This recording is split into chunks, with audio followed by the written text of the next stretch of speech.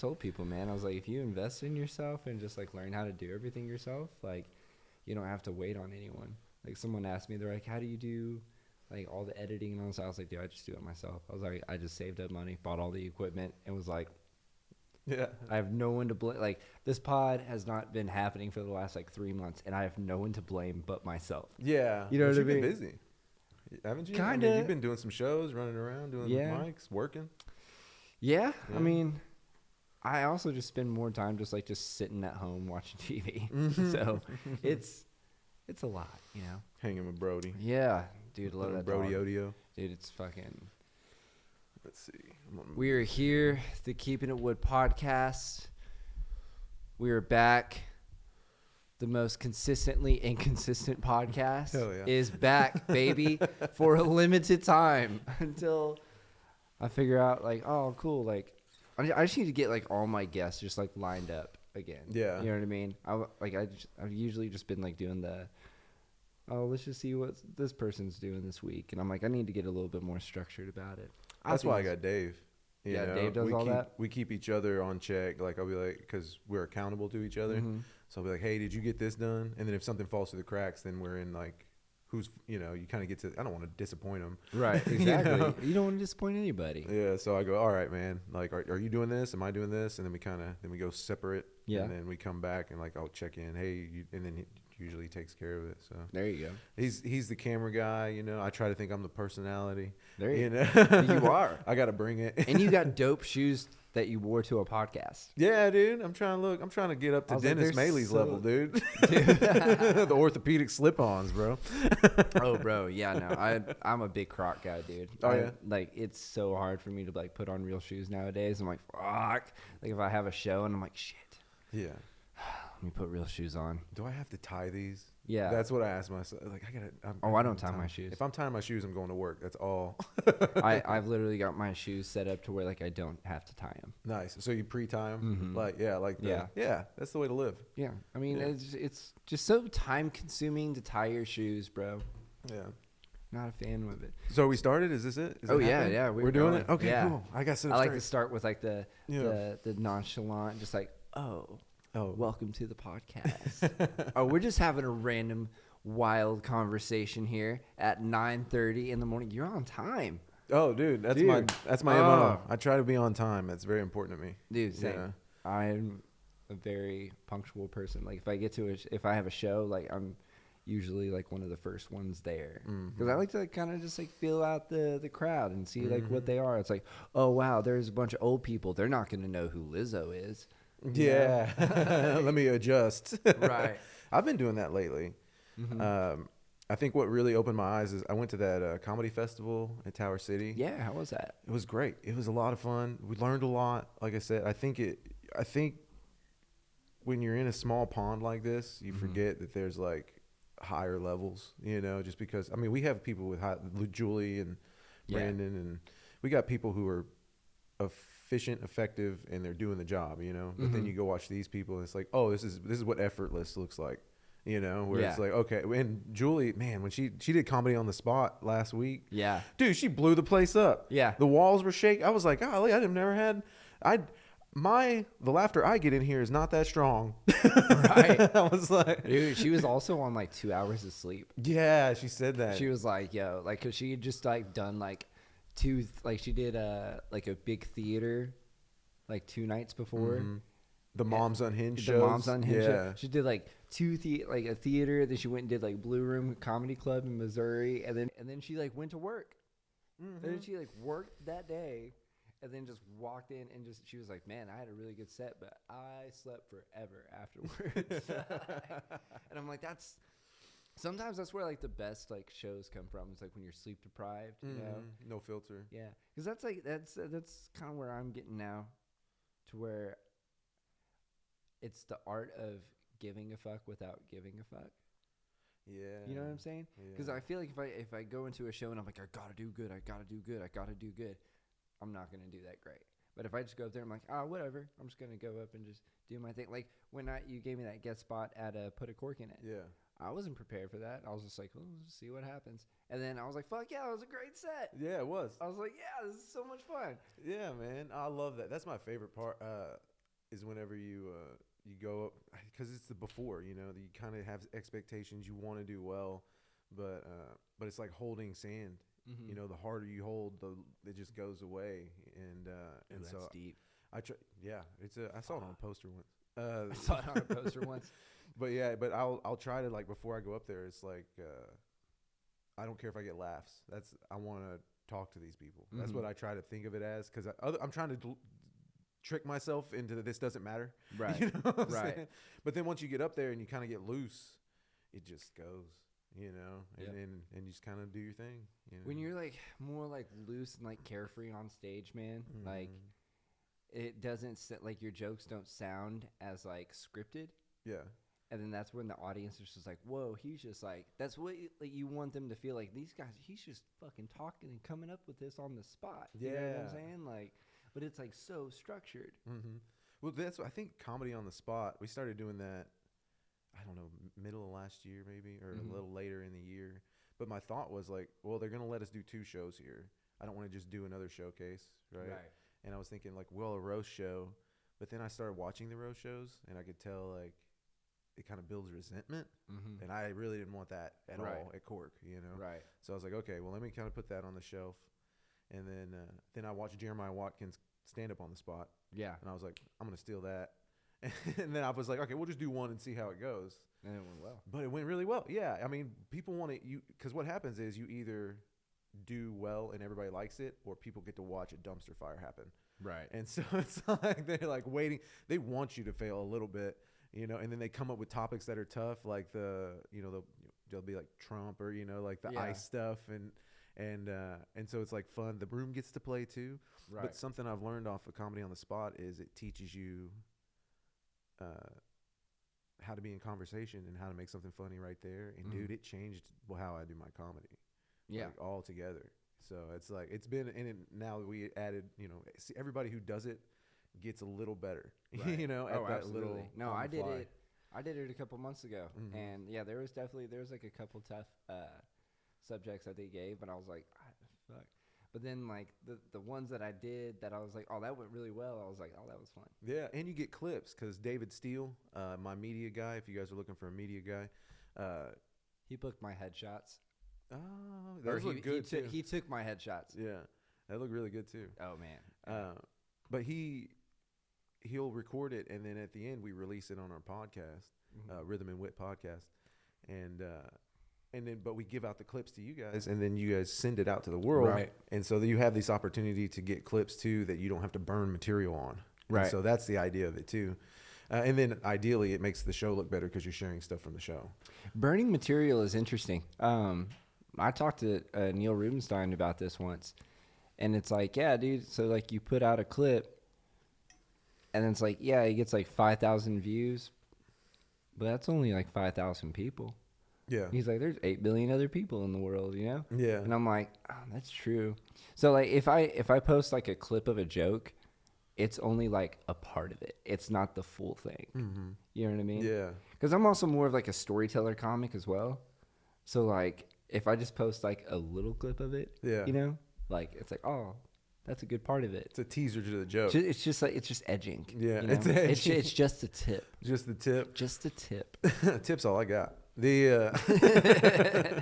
But yeah, no, I see what you're saying. That's a good point. I personally, I've done it a couple times, but I always end up doing like changing the joke, or it evolves. Oh, and then it's like, is that a representative? But if you go through my Instagram, what I try to do, and on my Facebook, I don't really fuck with TikTok. I deleted the app. I was a fool that deleted the app. I was just starting to mess with it. Anyways, I can't get it back. So can you not? No, I tried to get it from App Store. You just can't get it. Oh, damn. Yeah. So I was like, damn, because I was just starting to post stuff on there and make it a part of my like routine, you know? I was like, well, I'll at least play with it. And then as soon as I was like, oh, okay, well, I guess the old man's out. So I just went ahead and stuck to Instagram. But the Instagram is basically like my portfolio. Like, this is what I get done. You know, you can see the shows I do. There's some clips there. And I've been posting a lot more of the comedy on the spot stuff. Mm-hmm. So I've been able to, I think that's been bringing people into shows and stuff. Most of my stuff I try to keep local too. I'll tag people local. But yeah, like I said, I treat Instagram like my portfolio, and then I'll just send that to people. Like, hey, this is what we do. Right. No, that's awesome. And so it's kind of like whenever I go to book shows or go to somewhere else, that's what I send them. Yeah. I mean, dude, you're like crushing it with the gigs, man. I'm glad that like you took over because I was like, I'm tired of this. Yeah. It's a slog. Yeah. It's a slog, man. But I really enjoy doing it. You know, I like talking to people, meeting people. I like setting up the shows. It's like setting up fireworks, and then you watch everybody watch them, and you're like, yeah, that's fun. Yeah. Succeeded. All right, let's go clean this up now. Yeah. Let's stop this fight that's happening over here. And because there's a lot of babysitting that goes with it. But I like to keep like professional people like you and, you know, Shauna Black, just people. You work with people, then you build a team. Right. And so we're very lucky here in Oklahoma because we have really good people. Oh, absolutely, man. You wouldn't even expect. It's good, but it's also like such a central location. Like it's why I don't really want to move anywhere else right now. Like I went to Austin last month and like it was cool. And it was like, and as you said, like with Tower City, it's like you see like the higher levels up, like I was like, oh yeah, I was like, I definitely felt that. Yeah. You know what I mean? Because I was like a couple of the shows that I was on, it was like two of the shows were just like almost like open mic spots for like the headliners and stuff to drop in. Okay. You know what I mean? Yeah. And so like one show I was on, like Rachel Wolfson popped in, and then another one it was like my buddies Matt and Tim, they do the Dope City show. Oh, and they come around here a lot, but they were like, yeah, dude, we're gonna give you like a 5-minute guest spot. But you got to follow Sam Miller, and I was like, oh fuck.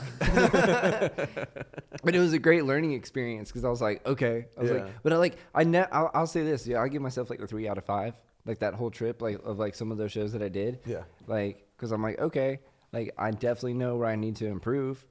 But I also didn't bomb either. So I was like, we good, baby. Yeah. And I was like, we good, but we can get better. Yeah. You know? You don't want to walk into a new town and eat shit because then everybody just assumes you eat shit. Bro, and it was like Remy Swise was introducing me to everyone. Nice. And I love that dude. And he was like walking me around Austin. He's like, this is a working comic in Oklahoma. And everyone's like, like it's like a bunch of like the open micers and stuff are looking at me like, who is this guy? And I'm like, oh fuck. I was like, now I gotta prove it. Yeah. And then like, but then like you go and you do like, I did 3 open mics while I was there.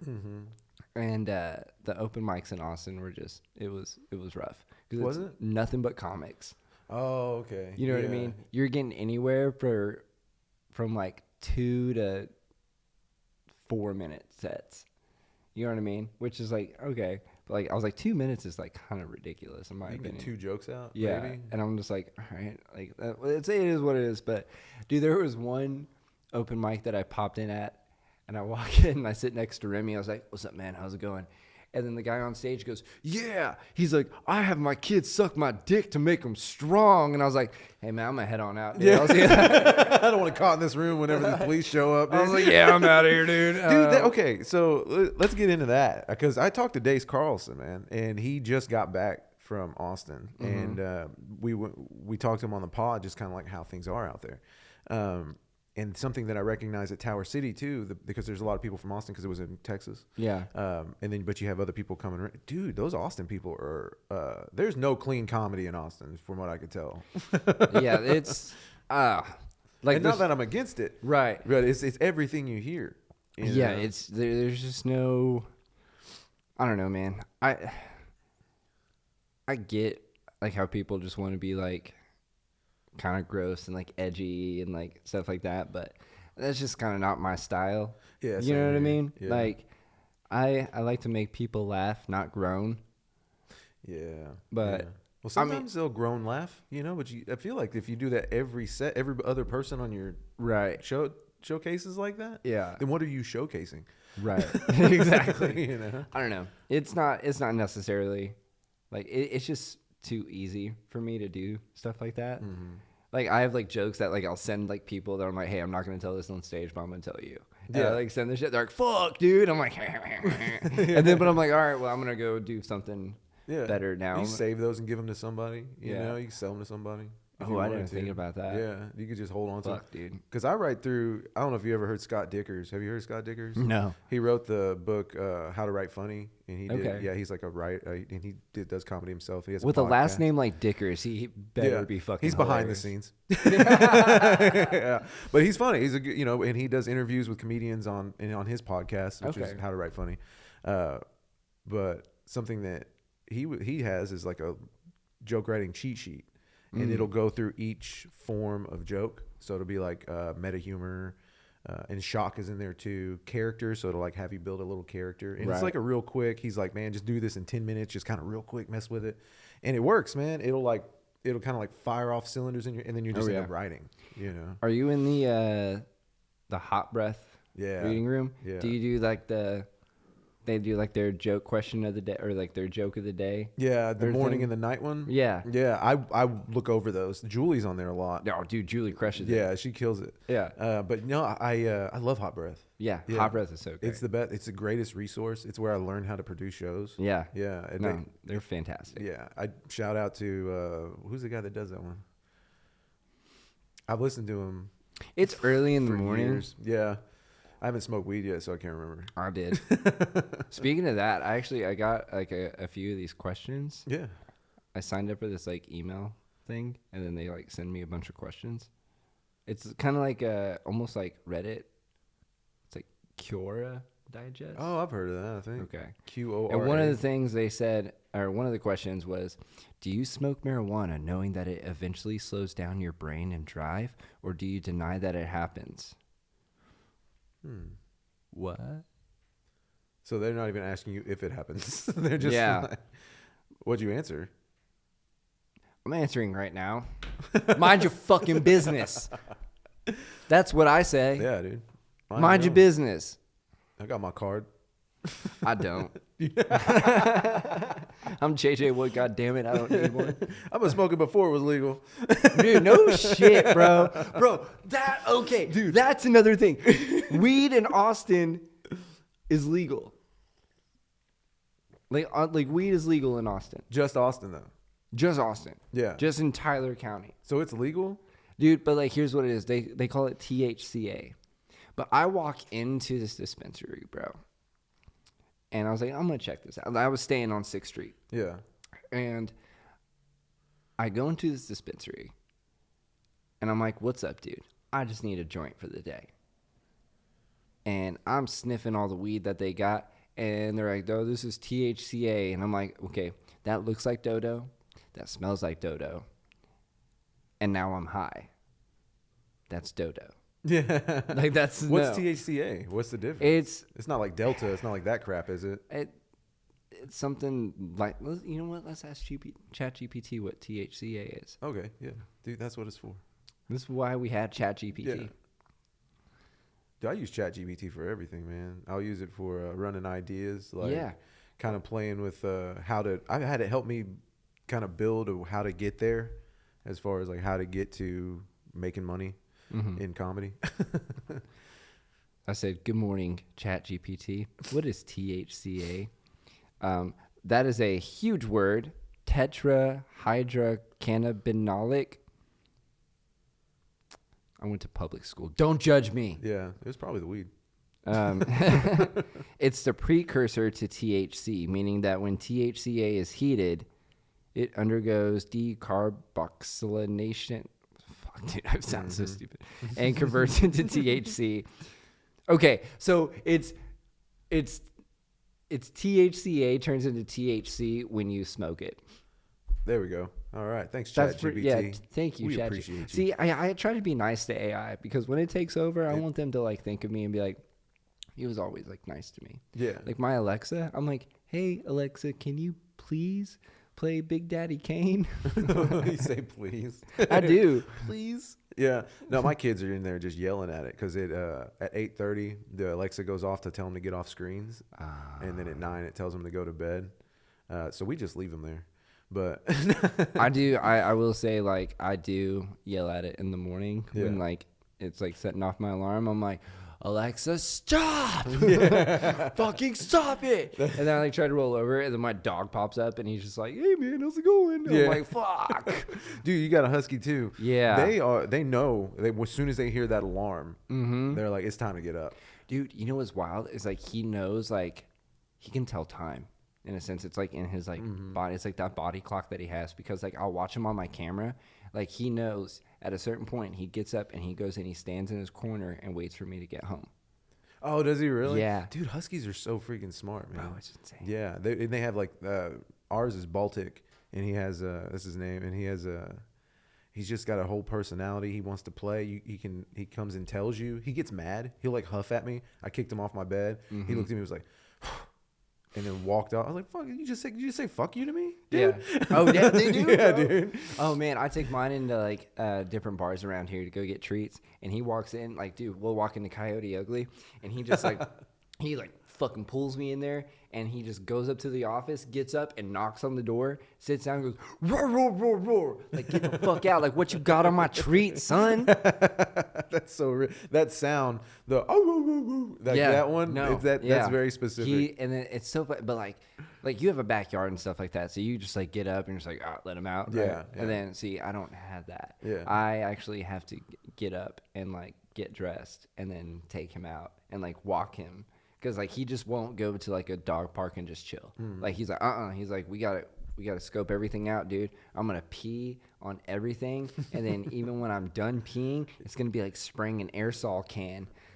You know what I mean? Like yeah, he's just like he's always hiking his leg. I'm like, bro, you're not even peeing anymore, dude. And it's just like you can just tell he's just like trying to get one little drop in. He goes, my bush, bitch. Like, it's so annoying. It's so real, dude. My dog, he'll because he wants to play, you know, and so you let him out in the morning. It's not a big deal. He knows everybody's getting around, but after a little while, he like knocks on the back door. Oh right? yeah, he'll just be like pump pump, and then you're like, all right, somebody's got to play with the dog, right? Yeah. Because if you don't, he'll come back and he'll hit harder. Yeah. And then he figured out now if he hits it right, he can slide the door open.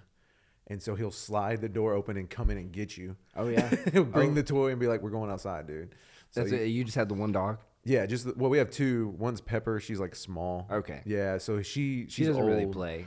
She's old and doesn't really play. She tried, but he's so big that he ripped the teeth out of her mouth when they were playing tug of war. So we had to take her to the vet and get her fixed up. But she's an old dog, man. But honestly, without him, she wouldn't be alive. I don't think she'd be alive. Really? She plays, she tries, you know.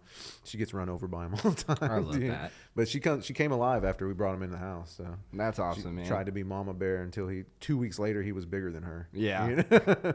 Dude, they're the best dogs, bro. Like Yeah. honestly, like I love my dog so much. Like, and honestly, if it wasn't for him, like I wouldn't be going out. Like I'm so content just sitting at home. You know what I mean? And so like I actually get out and have to like he likes to go and like be social a little bit. You know what I mean? And go see other people and stuff. Otherwise, I'd be like, if I don't have a show, y'all ain't seeing me, dude. I'm staying my ass inside, dude. Like I am so content at home, bro. Like. You know what? I got this. I'm on this new thing now that on Friday, Saturday nights, if I get like, you know, the urge, like, oh man, I kind of want to go out, you know, like I want to hit like the busy spots and stuff like that. I watch TikTok lives. Like there's like bartenders and DJs that just like set their phone up and put it on live and just through their whole shift, and you can just kind of watch. So I just sit there and I just people watch on the YouTube Live. Oh, nice. And I just like judge him a little bit. Like that bitch is overserved. That's gonna be a fight. That dude is swinging for every fucking fence, bro. And he is he's striking out, dude. It's so much fun. The eyes of a bartender. Oh my god. Yeah, dude. That's like I tough. watch this shit and I'm like I can. Dude, here's the thing: is like I can guess what people are gonna drink.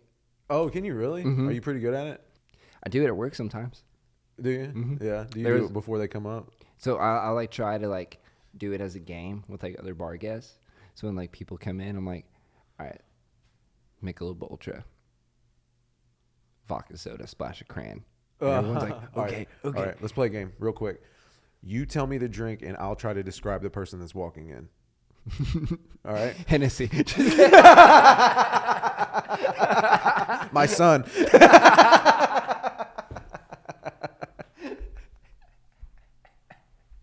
Hell yeah, dude. Hell yeah. I just set you up, son. I set you up on Black History Month. Hell yeah, dude. It's February. That's beautiful, dude. Okay. Michelob Ultra. Okay, that is gonna be almost any country person. Yep. Any like good old boy. You know the first person I thought of? Maverick McWilliams. No, Maverick McWilliams is a Coors Original guy. Is he really? Yep. He's got to be. And okay. he's also a guy that still won't follow me back on Instagram. We're shouting you out, bro. What's That's another okay. one? What's the cranberry vodka? Oh, any basic bitch. Why cranberry vodka? That's just what they get. Is it? I've been bartending for 10 years. Just about over 10 years now, I think. And yeah, that's vodka cran. If there's a dude that orders a vodka cran, Yeah. We're at Angles. you're at a gay bar. Yeah. Like no hate, but it is what it is. Mm-hmm. There's like a certain. It's not a stereotype if it's true, right? Mm-mm. So you see vodka crayons. So what's a? All right, let's see. Would be a mom drink. Like mom girls' drink? night out, mom's night out. Vodka cranberries. Is that it one still? of those? Yep. Sometimes they'll be like, I want a margarita. Yeah, I'm gonna get spicy tonight. Or yeah. Ooh. Or let's see, another mom's night out drink. The fishbowl at Something Don Quixote's. sweet. Yo, no, you mean Hawaiian Dons? Hawaiian Dons, yeah. Bro. That's it. Hawaiian Dons. Dude, those things were the shit. You Oh remember those my back god, in the day? dude! Anytime I went to Hawaiian Dons, I never. Hawaiian Dons has a glory hole. No, I didn't know that. Mm-hmm. How Oh, I is don't it? know if it's Is like it an pretty actual. good? There's just like a wall. There's like a hole in there, and it says glory hole. I've never actually seen anyone use it, but Yeah, it's there. it's there. It's available. It's So, I mean, Nah, what are you gonna do? Listen, I'm not there yet, but I'm glad it's available. You know what I'm saying? Like at some point in my life, I may need it. That's what I'm saying. It's like the fire department. My house isn't on fire, but I'm glad it's there for everybody. Exactly, dude. I got the fire department right next to me, man. Yeah, it's a public service. Dude, one day I was really high, and I was walking my dog, and I'm pretty sure like the fire department guys were like on the intercom. They're like, "Hello, JJ." Did they really? I'm pretty sure, dude. I was like, "The fuck, dude." Dude, there was one. I don't know, man. Like, it's a great thing about weed. It's like it just makes my imagination go wild. But one day I was walking into a dog park, and I swear to God that this guy's dogs were talking back to him in like a human voice. I like showed up, and I was like, That THCA is fucking tough stuff. "Fucking man. A, dog." That shit was wild. You got some residuals coming for that one. I did want to give you this. I forgot. You usually do snacks, right? Yes, Yeah. I have not eaten yet today. What is this? They're right there, man. Combos nacho cheese. Oh man. The ultimate fishing snack. That's what I'll take I used to before I became gluten free, but that was like Are me. you gluten free now? Yeah, I've been gluten free for about a year and a half, almost a year, 2 years. Nice. Yeah, but that's what me and my dad used to get when we went fishing. Oh, you had a dad? Yeah. Well, grandpa. Yeah. Oh yeah, you're adopted too. Yeah. Dude, when you started doing your adopted stuff, Yeah. yeah, man, I really think that like opened you up, man. Dude, okay, this is what I was talking to Julie about the other day. Let me try these real quick. Yeah. They're legit, man. Breakfast of Champions. Yeah, be sure to take your fiber when you eat those too. Just a heads up. Just living life. Look, man, I'm giving tricks or tips when I can. Because it kind of goes into like what we're talking about with how people will just write just like really, really gross and just like dirty shit, you know, is it's so much better to just be authentic and then vulnerable, and then the audience connects with that more. Yeah. So like I have, man, you didn't see my set the other night. I have this new joke that went really well. I'll show it to you afterwards. But I was like running ideas by Julie about it. I was like, man, I was like, this is my idea that I'm trying to like get down. And then she was like, well, why did you do this? And then I would just say something. I was like trying to make something up. And she goes, why did you do this? And she had asked me like fucking 3 times. Eventually I was like, fuck, this is why I did it. And then that's where it was just like, oh my God, this is so funny. Yeah. And then like if you just like tell the truth about it, you know what I mean? Yeah. The joke is basically about like why I quit drinking and stuff like that. And I was like, well, and like one of the things I was trying to say was like, oh, just the hangovers were lasting longer than like the regrets of the decision I made. And Yeah. and I was like, that's fucking dumb. I was like, that's Yeah. so dumb, and anyone could do that. You know what I mean? So I'm like, what could only I say? Yeah. Yeah. You know what I mean? Where's it coming from you? Exactly. Yeah. And then like, I don't know, then it'll probably resonate with someone else in the audience and be like, oh shit, dude, like I feel that. Yeah. You know? Well, Greg Dean, he wrote the book. He wrote one of the comedy books. He's like one of those. You know, I think it's like Greg Dean, the lady that made the Comedy Bible, and you know, there's a few others. Steven Rosenfeld, but Greg. Steven's great. Yeah, that's one of my favorite ones. But Greg Dean has like a whole way that he like sets it. So when you're doing a joke, you try to set the scene in your mind, and I think I'm just crazy. I'm very visual, so I can like do that because I'm, you know, being an electrician, you have to be visual and all that. So I'm very well practiced, so I can put myself in places when I have to. And I think that, and then when you're in there and you're like feeling the feelings of the moment, and you see the characters that you're really trying to play with in that moment, you can kind of like mess around. But to say that is like, that's kind of how you can follow it naturally without having to continually ask yourself. Like you said, if you didn't have a wall to bounce off of, would you have gotten there? You think? Right. You know? That's real. Yeah. No, it's real good to have like your good like writing partner and stuff like that. You know what I mean? And you know, just to be able to like bounce ideas off of. But also like ChatGPT is good for like, say if like I'm writing a joke about like, I don't know, like Cardi B or something like that. Like give me 10 facts about Cardi B. Yeah. It's like good, it's like a good tool to use for that. Yeah. You know what I mean? Yeah, I like that. So that's kind of what I've been. I like to do that. I want to do another question I found here. Well, I want to talk. I don't have anything against edgy humor. Right. You know, I just think you got to earn their trust before you just go in there and throw shit at their face. Oh, absolutely. You know? Absolutely. Yeah. You can't go up there and be like, so anyway, like I got shit on my dick the other day, and you're like, fucking what? Well, some rooms you never know. You know? Some rooms are they like might that. be okay with it, but yeah. you're not going to a winery with a bunch of highfalutin Man. white people, really. You know what I'm saying? You got to earn it. That's real. That's real. Yeah. Let's see. Should I delete my son's Minecraft world? Ooh, what is that from? Just from an email. Okay. Should I delete my son's Minecraft world? Why? I think you should. Tell him to go out there and get some pussy. Fucking dork. All right. I'm going to tell you this story and I'm not in a good light in this one, but I have a son, and I'm a video game guy, so I taught him Legend of Zelda, Mario. I got him, whenever me and Liz first met, he was 3. So, and Liz didn't like him playing video games because she was like, oh, that's for, I don't know. She had her own weird thing about it. But I showed him, I brought my N64 over and like started him there. We played some Ocarina of Time, and then, but as we go on, Liz likes it because now the kid's quiet. So, you know what I'm saying? So, but we're playing, we do some Minecraft. He plays Minecraft. He builds this whole world. He's been building this world for 3 years at this point. And he's got like a little dog, because you can get the dog and you can make him your friend and he follows you around and then like he'll fight stuff with you, right? And he had this dog for like, I want to say like for a while.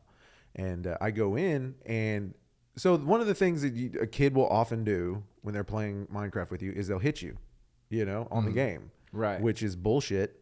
First off, all right, you're going to start it and I'm not going to finish it. You know what I'm saying? I didn't get to 36 by accident. You know what I'm saying? I didn't get pushed around by 3-year-olds. I'm here for a reason. Okay. Yeah.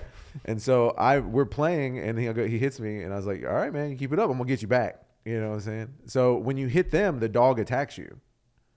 But he won't stop attacking. You just end up dying. And then you'll come back and he'll keep attacking you, right? And then for the rest of the game, you're just going to die from this dog. So I was like, fuck this dog. I killed it.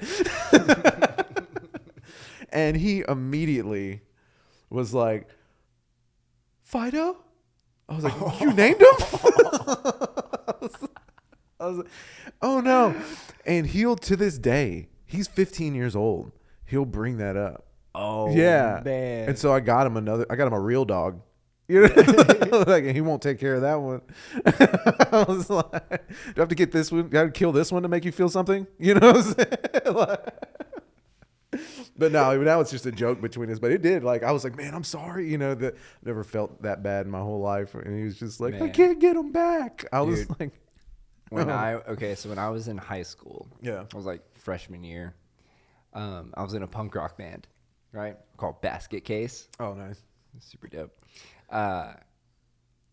And we had our own website, and we had like a little like forum page, and like, so like people were like kind of out there like talking shit, whatever, you know what I mean, saying all that shit. But then we get this one message, and it was this guy saying like, hey man, like I work for so and so, and we would love for you guys to open for Flock and Molly. What? To come out and do the shit. And I was like, oh fuck yeah. And like it just kind of made us like look real cool on the thing. And I was like, fuck dude, like we're over here talking shit about these guys, you know what I mean, who could barely play their instruments, but now they're getting to play for Flock and Molly. I got my fucking hopes up. I was so fucking excited. Yeah.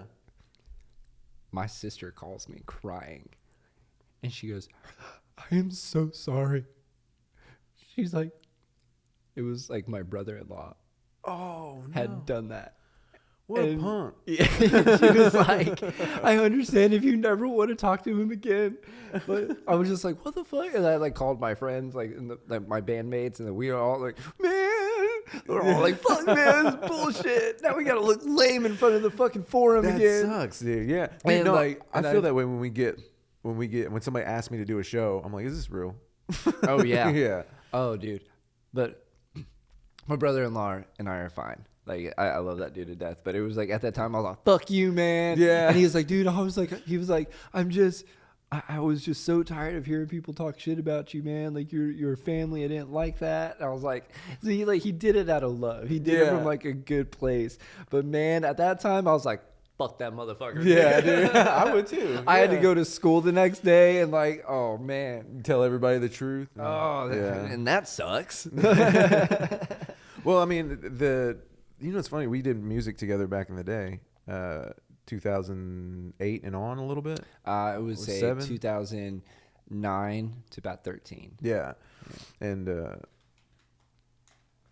man, I was searching for comedy when I was doing that. I didn't realize that until I started comedy, but because I loved writing music and everything, but the banter in between, you know, I don't know if you remember those shows, but I would like play, and I had like jokes I would do regularly because, you know, I'd make fun of Dave a little bit, and then John in the back.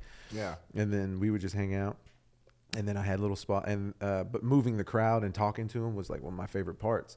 And then we would just do songs. And then whenever I got to comedy, I started doing that. I was like, oh, this is just that all the time. I was like, that's what I'm going to do this from now. That's how I kind of felt. Like I felt like comedy's always been like the calling, but I just really wanted to be a white reggae singer in Oklahoma. And I was just like, no, I was like, this is what I'm going to do. But like, I mean, I used to like go to sleep watching Comedy Central. Yeah. You know what I mean? Just for the Girls Gone Wild infomercials.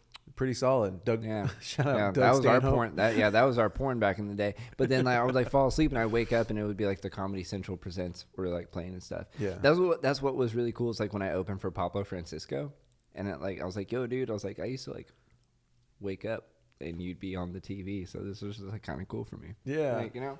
I love that. I love that. Dude, I was fortunate enough to play with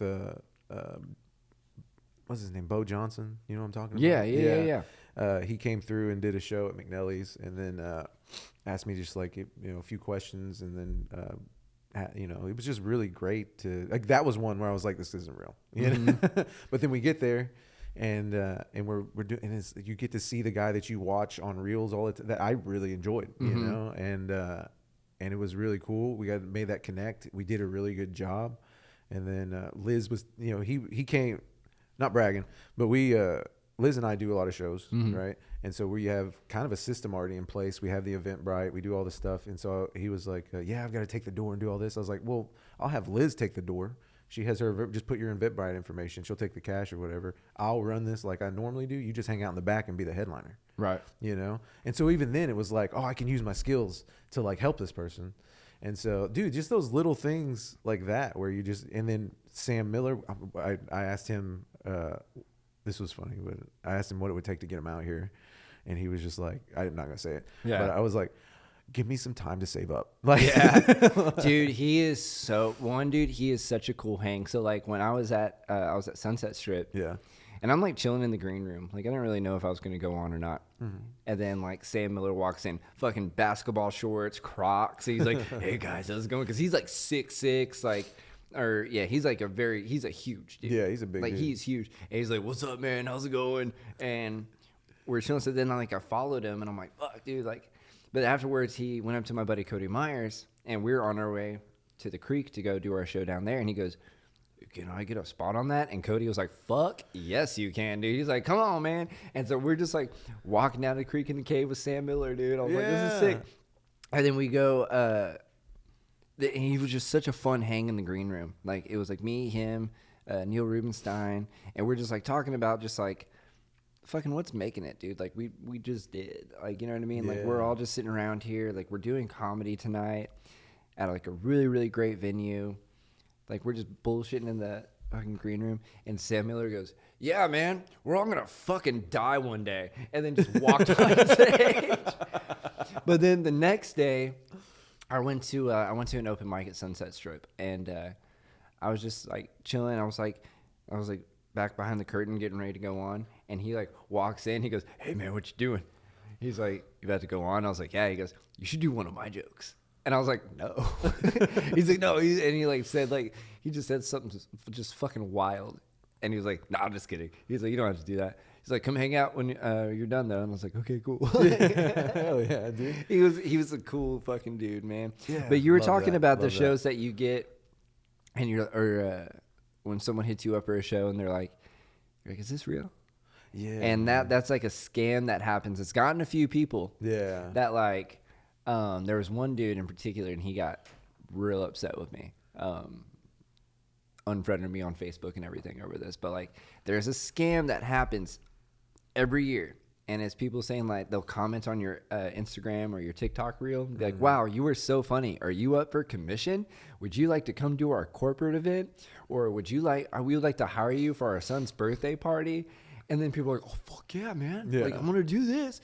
And this guy, and what they do is what happened with me. Because I was like, "What the fuck is this?" Yeah. I did it a couple years ago. I was like, "What?" And I was already skeptical about it, but I was like, "What is this?" And I was like, "Yeah, man." He's like, "I just need you to write like 10 minutes for 10 minutes of marriage material for my wife for our anniversary. I'm going to pay you, what do you say, like $500. Mm-hmm. And then he goes, "Oh man," he's like, "my assistant just wrote the check, but it's actually $1,500. So we're going to deposit this into your account, and then you just send us back $1,000." And I was like, "Nah." I was like, "I'm good, dude. Fam. Like, I'm gonna head on out." Yeah. You know, and I was like, "This is a fucking scam," but people fall for it. And so this guy posted, he's like, "Wow, guys, I get to go do this." Like, I can't remember if it was either the corporate event or the kid's birthday party. I was like, one, like, you're not gonna. That's no. Like, I'm sorry. Like, your material is not right for any of those. For a kid's birthday party, especially a kid's birthday party. But he was like, "Yeah, dude, like, da-da-da," and everyone's like, "Yeah, bro, like, you fucking made it. We knew your hard work was going to pay off eventually." And I was like, and I commented on it, which, my mistake, I should have just DM'd him. Yeah. But I was like, "Hey, man, that's a scam. That happens all the time." And then he's like, "Wow, man, crazy. The only time you ever comment on my, or any of the stuff that I do is it's going to be this one. That's crazy." Oh. And I was like, "Oh, man, all right." Yeah. I was like, "Cool, have a good one." And then he found out it was fake, like, the next day. Yeah. Man, like, because he unfriended me on Facebook and stuff, and I'd see him at the club every now and again, and he'd just kind of, like, keep his head down and just keep walking. Oh, I was like, dang, that sucks. I was like, "Well, fucking just trying to help you out, man." Yeah. You don't have to be a dick about it. Well, we get, because I run an electrical company, too. We get those all the time for those, you know. They'll be like, "Hey, I need you to hang 5 fans.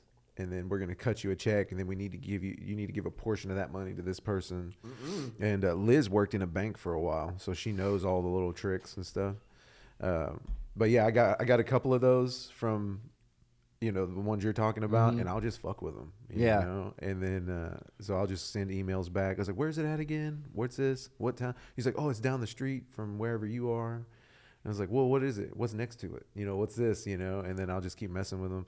But yeah, you got to burn their time. That's not, make it hard on them. Oh yeah. But I hate that. I think I've heard that happen to a couple people here, and it's just frustrating, because it's your time, your effort, your energy, And then also you get like so excited. You're like, yeah, I'm special. And then you have your sister calling. It's like, you're not playing the kid's birthday party. At least she said she was sorry. Yeah, no, she was. I mean, yeah. Him and I are. It's fun. My brother-in-law and I are really, really close. I love that dude. Hell yeah. But yeah. Shout out the brother-in-law. Yeah, shout out Jason. But you were on some fuck shit back in the day. Yeah, dude, a little bit. You hurt my feelings. So let me ask you this then. Man, you've been at it 4 years now? Almost 6. Almost 6 years? Oh, nice, dude. Yeah. I think it's like May or June for me. Yeah, that's 6 years. Because it was 3 years whenever I started. So you got some chops now. You got some jokes in your back pocket. You can walk up. You can do what you got to do whenever you need to. And you worked with people that you get to know them in Bricktown, like in the green room, I'm assuming. And you just kind of get to talk to them. Yeah. You go over stuff with them. How do you translate that into, without feeling like you're begging? How do you translate that into, hey, can I get on a spot? Can I get, like, if I come through, can you help me out? Like, do you ever do that with that? Or when it comes to here, and especially at the club, I don't ask. Okay, yeah. Yeah. You wait. I just wait. And sometimes I'm just like, what's up, y'all? I just want to kick it. Yeah. You know what I mean? And I'm like, hey, you want to do a spot? Like, because that's one thing about, like, the club here is, like, don't ask for guest spots. Yeah, I've heard. Yeah, we've all heard. Yeah, we've heard. Don't do that. Those who know. Fucking idiot. But yeah, dude, I assume that, like, when they're here, but like you meet them here, maybe you build a good rapport. Yeah. And then you go to Austin, or you go somewhere where they live, or somebody close by, and you go, hey man, I'm just looking to, do you know anybody or anything? Yeah, no, absolutely. That's exactly how it is. Like when you start like working with people, you build like a good rapport with them. Like you kind of want to like show that like you're also like a good hang. You know what I mean? That like you're fun to be around. But I've built up a good rapport. Like, Mike Eaton, love that dude to death. Super funny. Dude, he's so fucking funny, and he's just like the greatest fucking human, bro. Like he's just so friendly and just like, he's just a good time to hang out with, But he helped me out a lot. My buddies Matt and Tim. How'd you meet them? They just came through the club. Oh, nice. And we just like hung out and stuff a couple times while they're here, and then one day they hit me up like, "Hey, come do a guest spot." And nice, so, dude. Yeah, and their shows are really cool. The Dope City tour that they do, like they go all over the country, and yeah. They take the whole thing. Yeah, because they're on the festival here, aren't they? There was like a weed festival here that I think they were going to be a part of. Oh, I don't know. Yeah. Anyway, sorry. No, but it's just like you build up this rapport with people to where they're like, "Hey, man, if you're ever in town, hit us up." And I'm like, fuck yeah. And then, I mean, it's just the whole networking thing. Like, networking is, like, one of the biggest things. Yeah. I was, like, trying to tell, like, there's, like, this open micer in Austin. And he's like, because when I went to Austin, like, and they found out that I'm doing, like, the creek and the cave and then the green room, where they're like, bro, we've been down here 3 years. And we can't get on these shows. How did you get on that? And I'm like, I just fucking know people, man. I network. I don't know, like, fuck.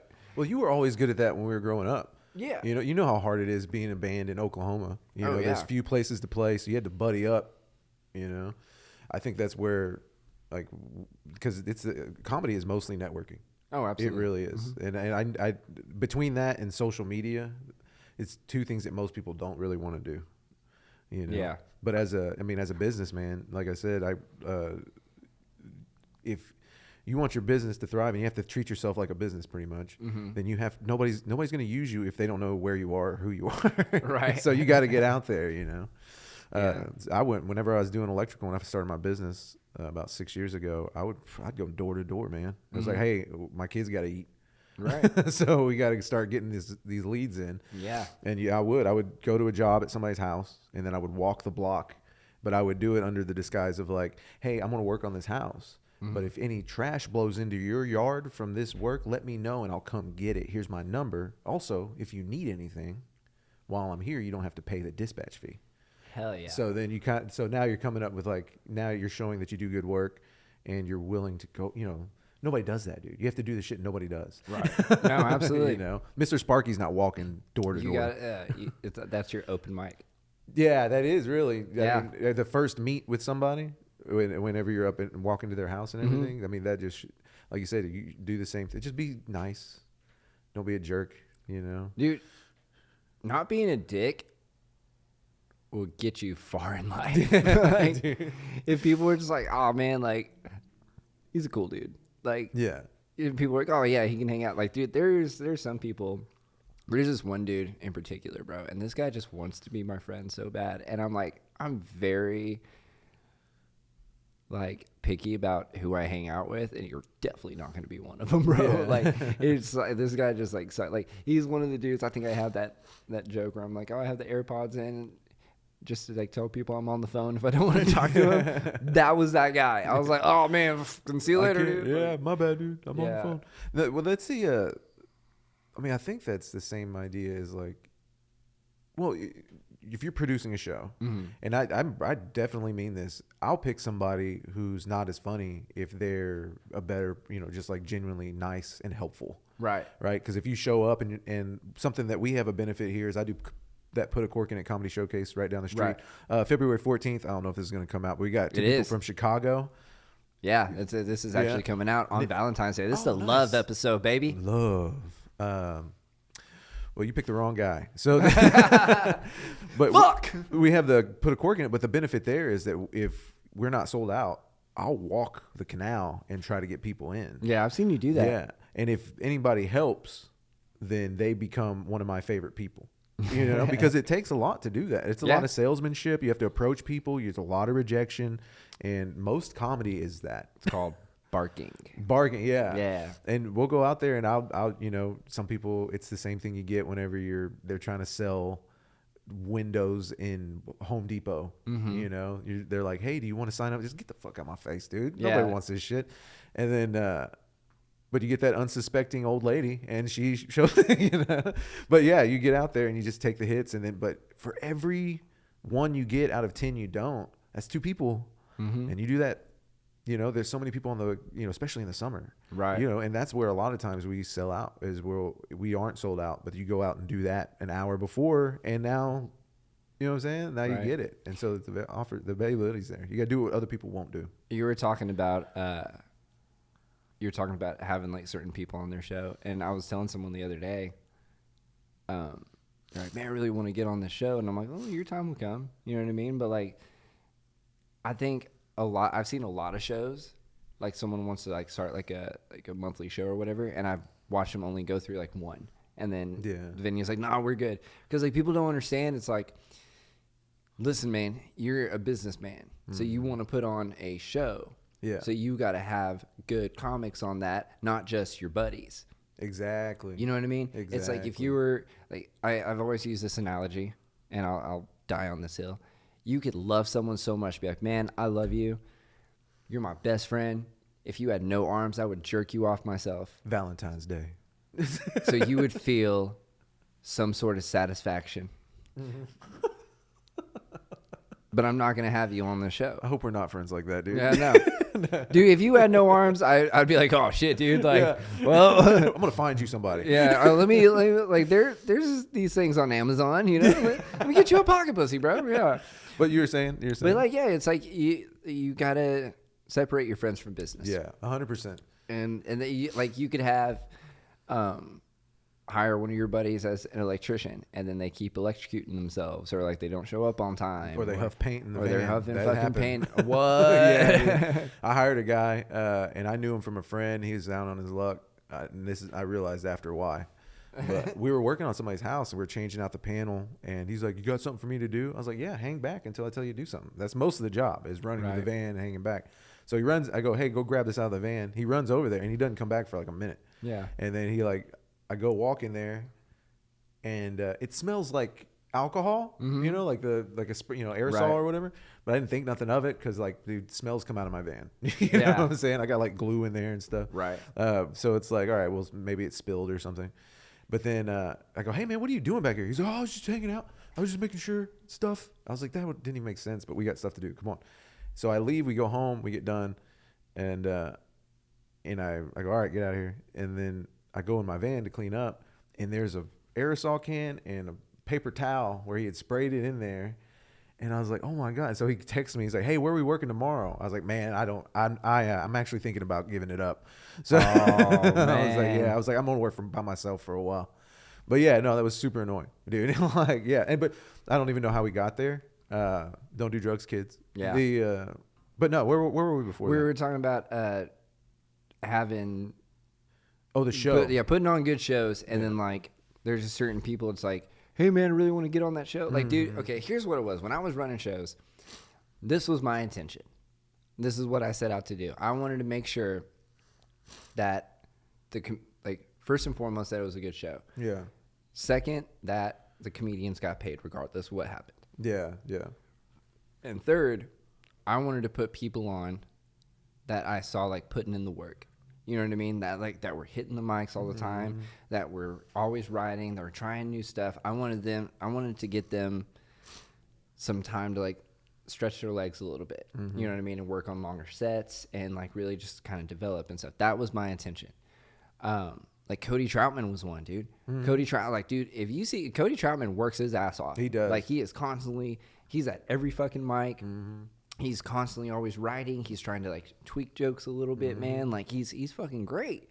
So I wanted to give people like that a chance, you know. But then there's other people that hit me up, be like, "Hey, man." There's one guy in particular. This was kind of funny, but he was like, "Hey, man, I'd love to be on one of your shows." I was like, "For sure, dude." I was like, "Can you just send me like a 15-minute tape?" And he goes, "I don't have one of those. I don't have a tape. I've actually only done comedy 3 times." But the first time I was on stage for 37 minutes. And I was like, fuck yeah, dude, I bet you were. All right. Well, hey, man, just send me a tape when you get that. And then, you know, just work. But I was like, I don't feel like you're ready for the show right now. Dude got his feelings hurt. Dude doesn't really talk to me anymore. Dude actually unfriended me on Facebook. I found out the other day. So I was just like, okay, well, fuck it, dude. Like, people are, I was like, if you were going to get upset over a bar like not being put on a bar show, you're not going to last in this fucking industry. Dude. You are not going to last in this industry. Because here's where I'm at with it too. It's like I'm on the same page as you. The show above all else, really, and that's what. Because if we lose the stage, we lose the stage. No, but we all don't get to play after that, right? And something I try to do is show above all else. I learned from Hot Breath, you know, that like I said, they had a lot of good information, but that.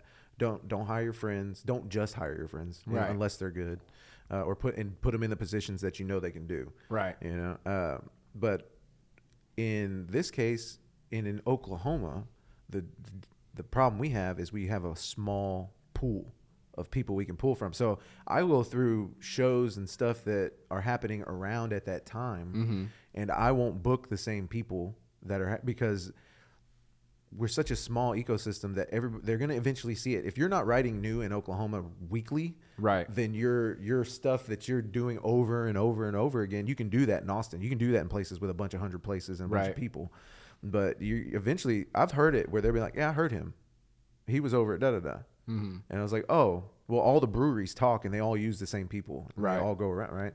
So that's what you have to look out for too is repetition, repeating the same people that people have already seen.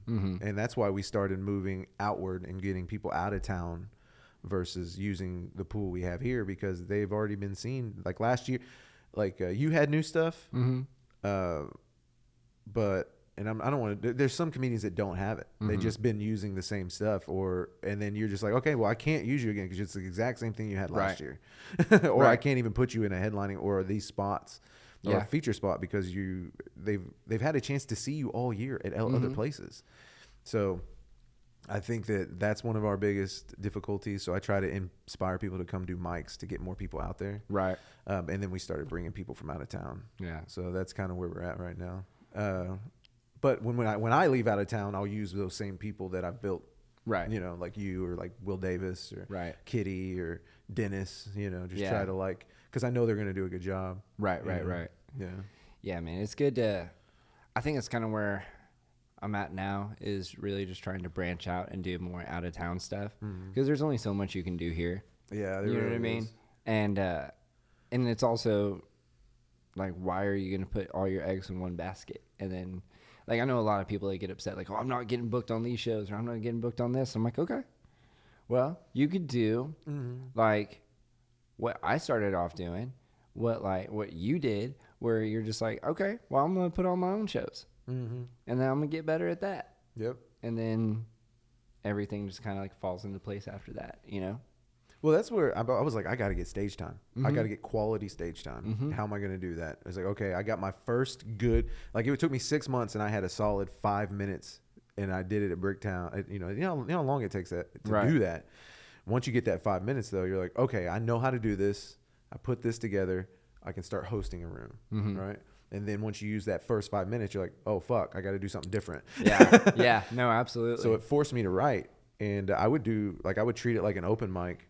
And just like write new stuff. And then at the time, Brandon Kilo was helping me out, and he would kind of help, like, you know, I would put him on to kind of help if I failed, you know. And so, but I started to watch him and kind of see, okay, some of it mostly doing a host is playing with the crowd, getting the energy up, asking people questions, get them used to clapping and get them warmed up. Right. And then you can do a couple of jokes, and if they fall through, then we're having fun together. And that's what people don't understand about hosting is like it's not really your job to be funny.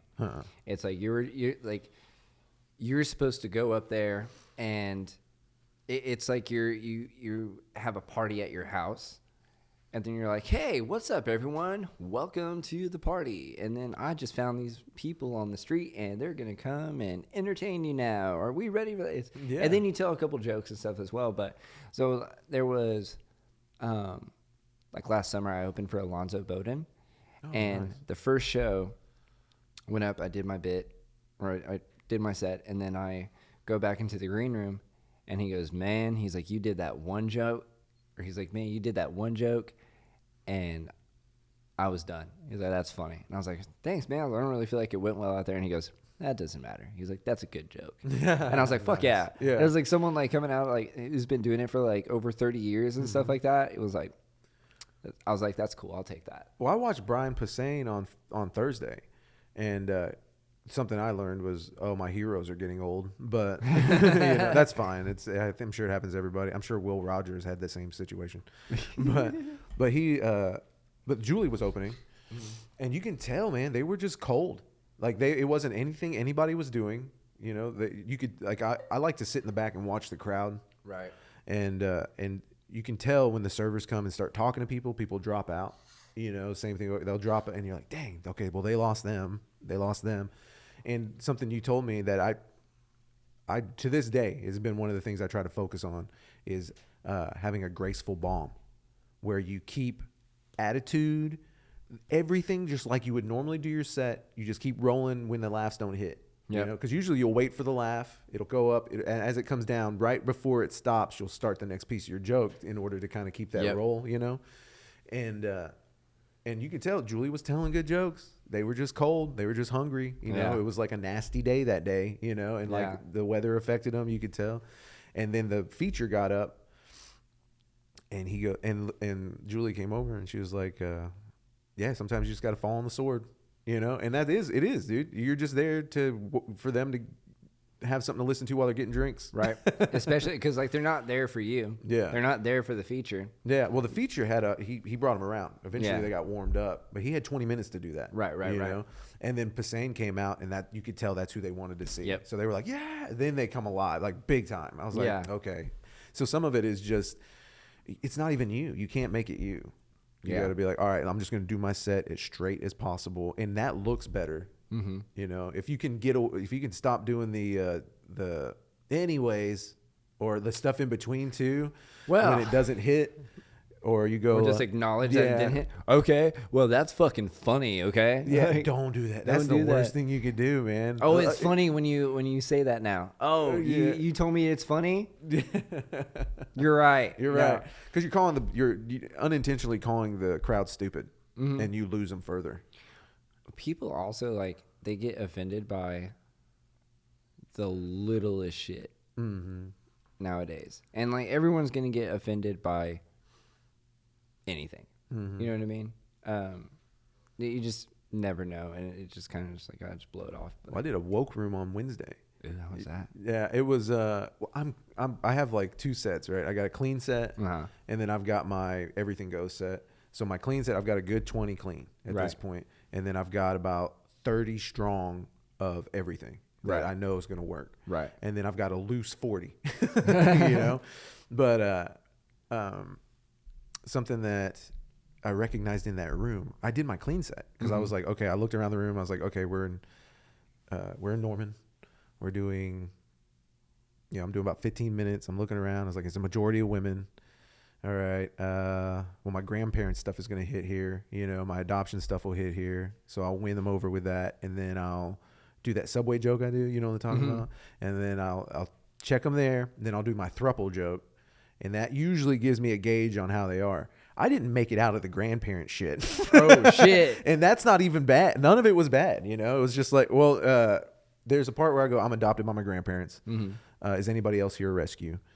And then they're usually like, you know, and then I'll go, well, I was rescued by my wife, you know, she rescued me from having a good time, having money.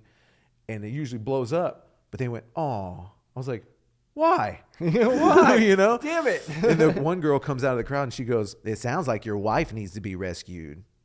I was like, oh, they didn't like that I was disparaging my wife. I was like, so it's not apparent to them that I'm a good person. Do you see what I'm saying? Yeah. So I was like, so right after that, and this is what Comedy on the Spot helped me do, is take that moment and then just turn it around. And so I went like, what, do you think that she needs to be rescued? From what? Her amazing craft room that I got for her? You know, from the staying home mom stuff that she gets to do while I get to go to work. You know what I'm saying? Damn. I was like, she's got the best life right now. She's doing better than all of us. And then, so I got to laugh on that. I got them to understand a little bit, and then I could go back. I came back to the joke where I do it again, where she makes fun of me for ordering Taco Bell, and I do disparage her a little, not just a little, where it's like she will leave. You know, she will leave, and then I go, I miss her every day, and they were like, oh, I was like, guys, it's okay. She comes back. She has 3 kids. You know what I'm saying? And then one of the older ladies laughed here, but the younger kids didn't, because they were like, oh, you know, they got offended for her. Yeah.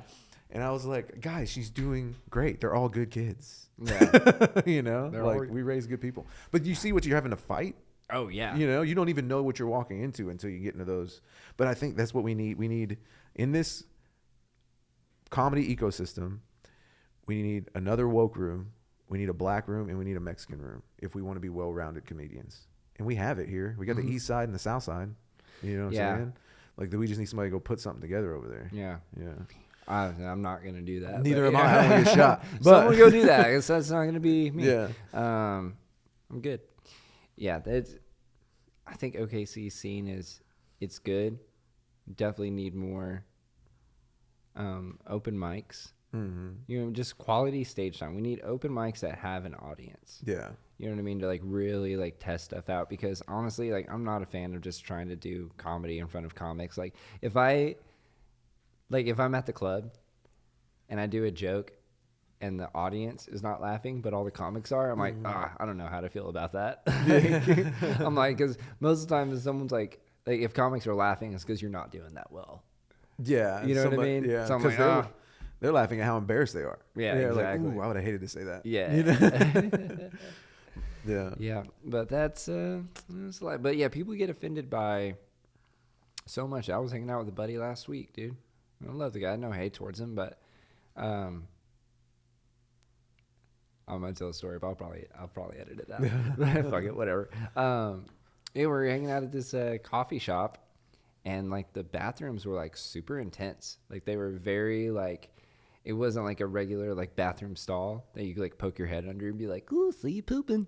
You know, it wasn't anything like. It was just like they were heavy duty, like fucking doors. Like I like really had to like get myself in there to like close In it. each stall. Yeah, It's like and, a Buc-ee's. Yeah. Yeah, just like a big old fucking lock on it and shit like that. And I was like, holy shit. And just like the way that it was, like, it was all like kind of cement and shit like that. I was like, I feel like I was in Auschwitz. Damn. Right? I was like, and dude lost his mind. Like, he snapped on me. Like, how fucking dare you say that? Like, my girlfriend is Jewish. Like, oh my God. He was like, if she was here to hear what you just said, she would educate you as to why it triggers her and why Auschwitz was so bad. And I'm like, your 30-something-year-old girlfriend knows what Auschwitz was like? Yeah, crazy. Okay. And he just like he's like, what did you take out of this? And I'm like, don't say Auschwitz around you. Yeah. Like, that's it. I was like, I didn't say like, oh man, like, oh, fucking kill Jews. I didn't say anything like that. You know what I mean? I'm not Kanye. Yeah. We said it's an is-like. It's just an incongruity joke. Yeah. And he got offended by it. Yeah. And I'm just like, holy shit, like people will get offended by it. There's one dude that has a joke about like eating a peanut butter sandwich on a airplane, and the lady next to him like, you can't eat that here. There's someone on this plane with a peanut allergy. And he's like, well, I'm not going to share my sandwich. Yeah. And it's like, no, but like the air, if there's peanuts in the air, it could kill him. And it's like, okay. Yeah. Like, fucking sorry that your immune system makes you a pussy. You But can't go to a circus. right. Like, You what know the what I'm fuck is this shit? But people will get like offended by shit. So like I thought about wanting to like try to get on like the college circuit. Yeah. And then after talking to some people, I'm like, nah, I'm good. Well, I mean, if you unpack it, like if a word, if it's like saying, like, you know, Harry Potter has Voldemort and they couldn't say his name. Right. That gives it power. That gives him more power because he's affecting you when they're not around. Yeah. And so it's like, if you were to say something like you did, you know, where you're just like, this is like this, you're dumbing down that thing that happened. Really. Because it's not like that.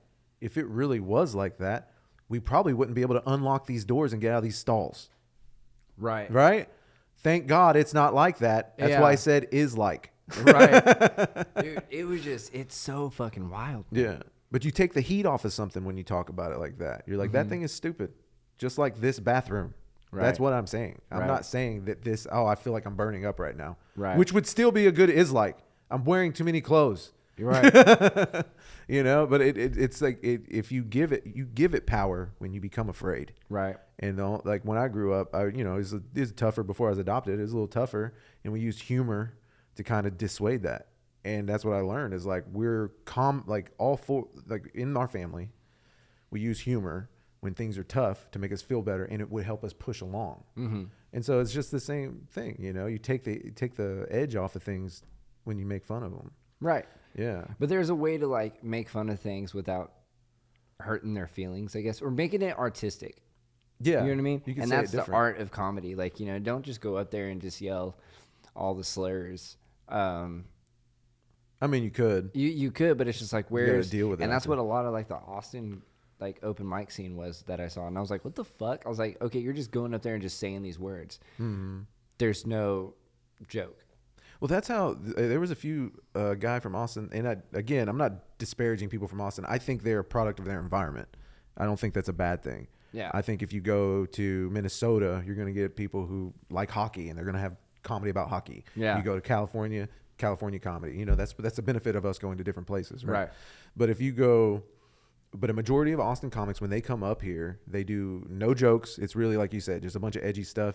And then you see, and they're, you know, most of the time they're younger cats that come through, but you'll see that. And then, and I'm not saying that that's even that bad, but once you hit here and you see that not work, you're like, okay, well, that doesn't work everywhere, obviously. So a majority of these Austin, when we did the Tower City Comedy Festival, that's what I saw mostly from Austin people was like, how do we make these people make a noise? Right. Not how do we make these people laugh? Right.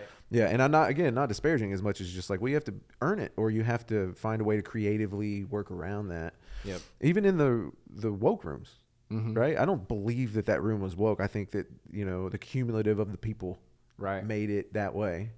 And so you kind of adjust, you know, or give them an excuse to like, okay, well, I'm the one. That's why I attack myself first at the top of my show, because that gives me an excuse to talk about everybody else later. Right. You know? Listen, I'm gonna make fun of me, you, your mama, your granny. Yeah. Fucking, I'm gonna make fun of your dog. I'll even kill your dog on Minecraft. With a smile. With a smile, you sick. I like that jacket. Thanks, man. Is it new? Liz bought it for me. Yeah, it's Sam's Special, Sam's Club. Dope, You ever dope, been to dope. Sam's Club? I can tell it's new because you still got the tag on it. Well, that's how you know it's new. Yeah. Yeah, dude. It's like hats. You know, hats that keep the sticker on there. Oh, yeah. Yeah. I It's keep a mine. new hat. I've had it for 8 years. Yeah, I missed that.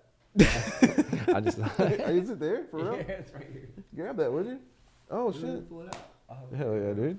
That's yours. That's a commemoration. Thanks, dude. How much was it? Oh, $60, bro. Oh, you got money. No. It wasn't $60. This was on sale. This was Ross. All right.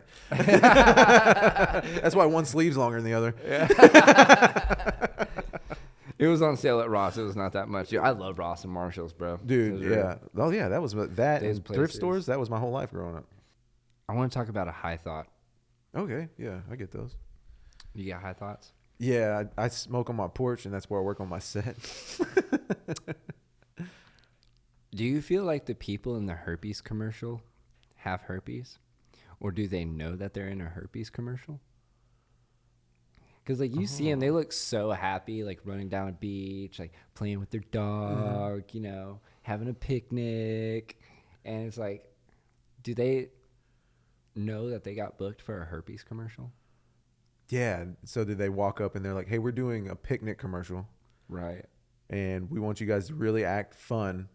Do you think you could scratch a little, though? And they're like, why the scratching? That's, I see these herpes commercials, and they look so happy. Yeah. Like, is herpes the cure for depression? Yeah, dude, well, herpes won't hold you back, and that's what the real thing That's is. what they wanted to say? Yeah, that's what That's we're fair. trying to say. There should be a group for people with herpes. Is there? I don't know. I don't have it. Fortunately. Fortunately, I don't be fucking. Yeah. I'm celibate. Not by choice. Just no one wants to fuck me. I just don't put myself out there. That's really what it is. I'm like, Yeah, man. Um, I'm fortunate that I have a wife. It looks tough out there, man. yeah. Yeah. Bro, I it mean- is wild. But yeah, so do you think they know? No, there's no way that they're allowing. I mean, are we talking serious or are we just fucking around? They know. that's- I mean, both. I mean, Yeah. honestly, but like, do they think they know? Like, they walk in, it's like, hey, we're gonna be in a commercial. Why don't you just play with this dog? Like, fuck yeah, dude, this is I great. love dogs. I got paid $50 for this. This is so cool. It's got to be hard to be the guy too that's on that commercial and it's going everywhere. Right. And you're like, come on, dude. And then someone's like, wait a minute. Like, you're at a coffee shop, and the barista's like, man, I know you. Where have I seen you before? And he's like, I stole from here. That's what it is. yeah. He's trying to say anything else. Yeah. But I was in a herpes commercial. Yeah. Well, I mean, obviously the medicine is working.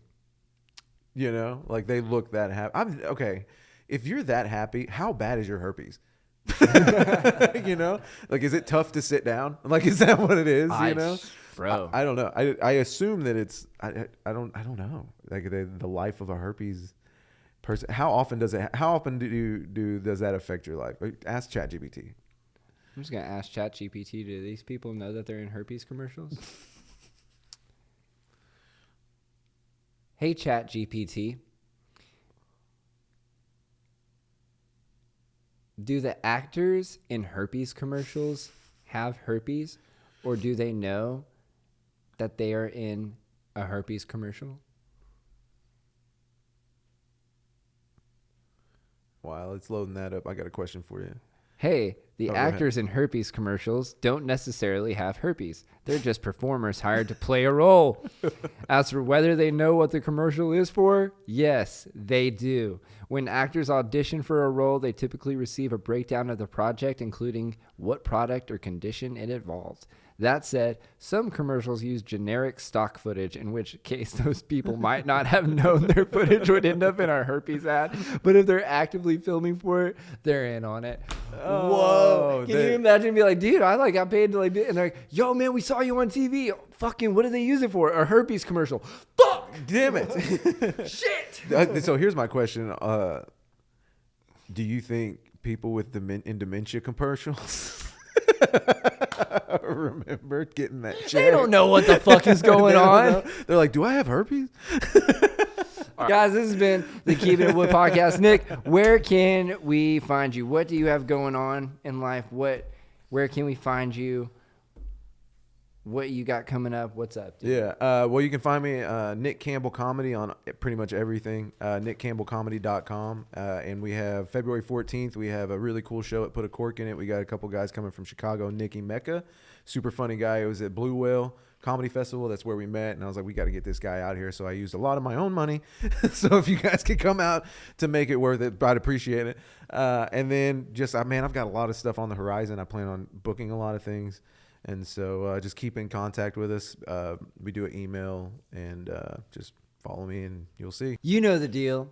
JJWoodComedy.com, at JJWoodComedy on all your social media platforms. I will be in Golden, Colorado, March 22nd at Gnarly's. Tickets are on sale. Link is at JJWoodComedy.com for all that shit. Yeah, have a good day. We're back. I don't know when the next episode will be. Hopefully next week. Who knows? Yeah. You know what I mean? I'm just going to drop this shit like Kendrick drops albums, bro. Just surprise. We're scaring the fuck out of Drake.